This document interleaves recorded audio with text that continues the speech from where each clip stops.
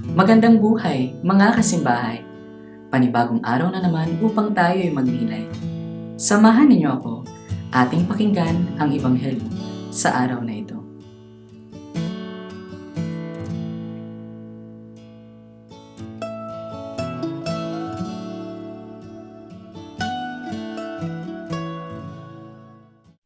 Ang mabuting balita ng Panginoon ayon kay San Juan.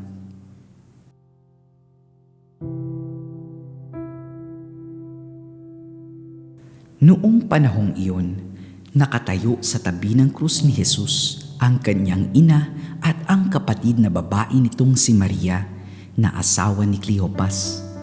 Naroon din si Maria Magdalena.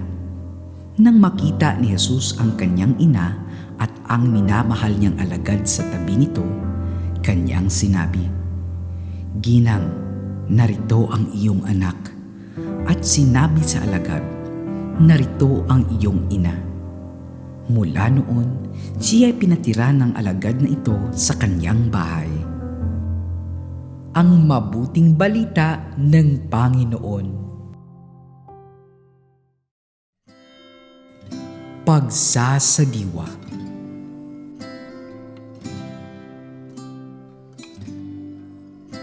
Narito ang iyong ina. May nagtanong sa akin sa klase kung paano tayo makikipag-ugnayan kay Inang Maria, yamang siya'y walang bahid ng kasalanan at walang hanggang birhen. Ang sumagi sa isip ko ay ito: bagamat may mga pribilehiyo si Mariang ipinagkaloob ng Diyos, hindi ibig sabihin ay umagwat siya sa ating makasalanan. Naranasan ni Maria ang 7 hapis upang ipaalala sa atin na maging siya na ina ni Jesus ay hindi kaiba sa atin. Walang inang hindi magnanais na akuin ang dinaranas ng anak. Walang inang natutuwa kapag nasasaktan ang kanyang anak.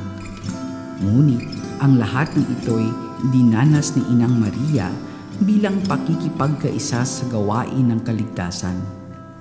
Kung gayon, maaari natin siyang lapitan sa lahat ng pagkakataon sa ating buhay, sa ligaya, hapis, luwalhati at lalong-lalo na sa oras ng ating kamatayan.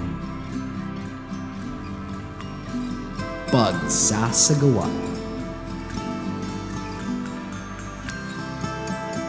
Kumusta na ang ating pagturing sa ating mga magulang?